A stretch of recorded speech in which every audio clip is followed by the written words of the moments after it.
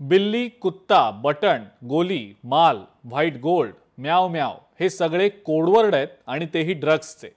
आता यात आणखी एका कोडवर्डची भर पडलेली आहे आणि ती म्हणजे सफेद चावल।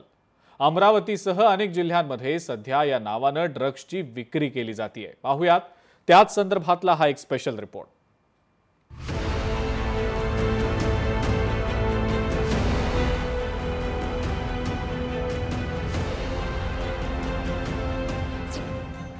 अमरावती जिल्हा ड्रगच्या विळख्यात। सफेद चावल या कोड वर्डनं ड्रगची विक्री। तरुण अल्पवयीन मुलंही ड्रगच्या आहारी। अमरावती जिल्हा हा पुरोगामी जिल्हा समजला जातो। राष्ट्रसंत तुकडोजी महाराजांची ही जन्मभूमी आहे, पण याच भूमीला आता ड्रगचा विळखा पडलाय।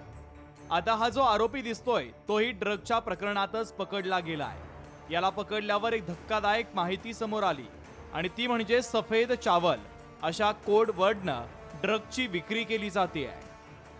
नेहरू मैदानामध्ये युनिट 2च्या अधिकाऱ्यांनी रेड केली। 110 ग्रॅम एमडी मिळून आलेला आहे। या संपूर्ण एमडी ड्रगची आतापर्यंतची जर किंमत बघितली तर जवळजवळ 38 लाखाच्या पर्यंत एमडी ड्रगवर कारवाई करण्यात आलेली आहे आणि तरुणांमध्ये याचा गैरवापर होतो, नशेसाठी वापर होतो।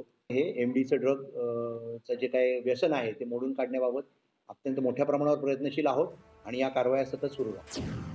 अमरावती ड्रगच्या विळख्यात आहे। 6 जुलैला एमडी ड्रग्ज जप्त करण्यात आलं। 20 जुलैला देखील एमडी ड्रग्ज जप्त करण्यात आलं।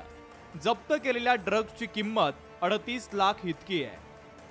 अमरावती जिल्ह्यातील युवा पिढीला मादक पदार्थांची सवय लागली आहे। या संदर्भात पोलिसांनी आता कडक पावलं उचलण्याची मागणी केली जाते। एमडी सारखे मादक पदार्थ जर युवा पिढीला विकल्या जाते हे फारच घातक गोष्ट आहे। गांजासारखी तस्करी या ठिकाणी होते। मोठ्या प्रमाणात गांजाची अमरावती जिल्ह्यामध्ये भेटते। याकडे पोलीस विभागाने गृहमंत्र्याने लक्ष दिले पाहिजे व या जिल्ह्याला यापासून मुक्त केले पाहिजे।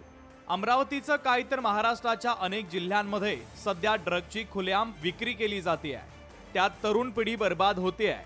त्यामुळे पोलिसांनी वेळीच कारवाईची कुऱ्हाड उगारायला हवी आणि पालकांनीही आपली मुलं काय करतात याकडे नीट लक्ष द्यायला हवं। महत्त्वाचं म्हणजे तरुणांचंही वेळीच समुपदेशन करून त्यांना ड्रगच्या विळख्यातून सोडवायला हवं। सूरज दहाट, लोकशाही मराठी, अमरावती। लोकशाही मराठी ऐका, पहा, जागरूक रहा।